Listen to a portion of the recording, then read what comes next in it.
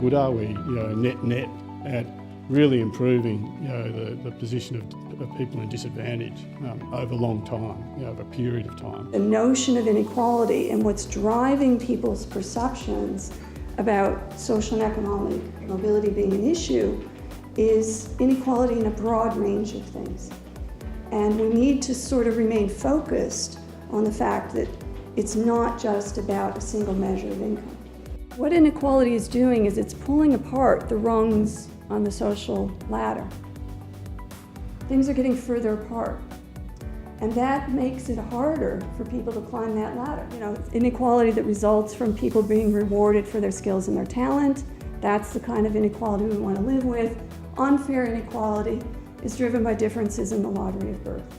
The complex production and reproduction of life chances and life outcomes over the life course, then we're looking at a set of interactions between family, place and wealth and resources.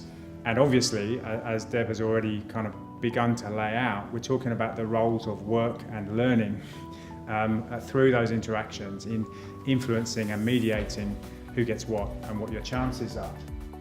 The global environment and the set of underlying drivers and pressures that we've begun to hint at, which I'm going to canter through now, I think actually present grave threats to the distribution of life chances and to the prospects of social mobility. So we talk about a fit-for-purpose policy and service response, and we think that it requires clarity, real clarity about the problem to be addressed. We think it's a multi-level problem requiring a multi-level solution and a multi-sectoral solutions. You're 1.8 times as likely to need income support yourself as an adult if your parents receive it. Now, if that's not a notion of intergenerational disadvantage, a lack of social and economic mobility, I don't know what is. You're about 3 times as likely to get unemployment benefits if your parents had any form of social assistance where you were growing up. So we have to understand how place impacts and we also have to understand how economic and industrial structure, the shape of the labour market, does fundamentally influence and interact with the infrastructure of government, health and social services, schooling, community effort and so on. If you want to work in a knowledge economy job, you're most likely to be coming into central Melbourne to do it. Something like 90% of the knowledge sector jobs in the Victorian economy, I think, are being generated in the CBD or its immediate environs. If you don't have Year 12 qualifications, not only are you not going to get those jobs, but you can't afford to live anywhere near the centre of Melbourne. And so there's a kind of aggregate sorting effect, which is rapidly undermining social mobility and those objectives of fairness.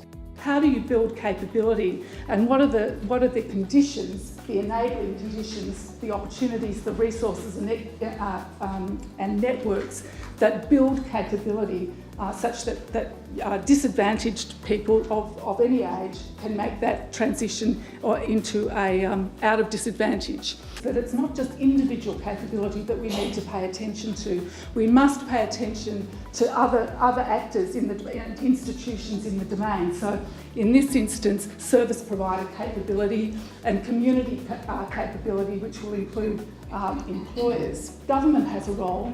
It has particular expertise and particular capacities, but so too do the community sector agencies, the educational institutions, and the other community institutions and citizens themselves. And so the design of these sorts of responses need to take account of that and need to be really intentional about how to leverage people's roles and capacities.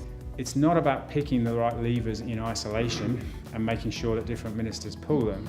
It's about conceiving of the systems that reproduce these outcomes across cohorts or across regions in slightly different ways, and then somehow producing a combination of a joined up governance architecture, and the Victorian government has huge capabilities and powers in terms of legislation, regulation, investment, infrastructure, expertise, data, capability, and the capacity to influence cultural change in various ways. We've got to think very hard about that, while also recognising that the determinants of social mobility are actually largely distributed across systems that government doesn't directly control. We've got to find ways of setting a course for government which can pursue these kinds of directions over 4, 8, 16 years and make them less subject to the kind of swings of the political cycle. And we've got to find ways of harnessing broader institutional alliance and support to kind of build legitimacy for these goals, and then demonstrate how institutions working together can produce cumulative impact. And we want to create relationships in place that can affect social change, or a seamless transition between the short, medium and longer term vision. And we think that in the design of programmatic policy solutions for these sorts of issues, that the designers and the co-designers need to hold in place what do we need to do in the short term, what should we strive for in the medium and long term. We think the community capacity building piece has been really overlooked. And you saw the kind of thing on capabilities that I was talking about. That actually needs resourcing, and that's not really necessarily always about money. It's about thinking about how you join different parts of civil society into the solution. Big data is part of the story. It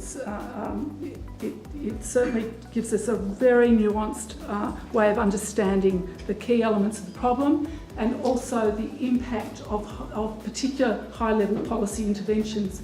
But without accompanying sort of thick data about what's working and how and why in real time, we're going to miss the opportunity to develop efficacious models. But largely, in a real sense, we're drowning in data, right? Our problem, in a way, is actually lack of research capacity and infrastructure and systems and partnerships that would let us harness the data that we actually have. I think what we have to do is get better at using our administrative data to work out what's working for children and what's not. You've got economic and social policy coming together, and recognising that if we're going to raise wellbeing, if we're going to tackle social mobility, we do it for equity purposes, we do it because it's good for the economy. We're really in the same game. How we can have in government a unified focus on it, and not just allow kind of 1,000 flowers to bloom with small initiatives, but how you get scale of impact, which really means trying to create the best platform for working in partnership in places that everybody understands, that we share information, and that government moves its investment to where local priorities are identified. Require an integrated approach between government, the community sector, civil society and business to really affect changes to social mobility. The need to focus a bit on young people and to ensure that they participate in processes to build that social mobility is really crucial. I guess in driving any kind of reform, we need to do it in place, and to do it in place we have to bring communities and the people in those communities with us.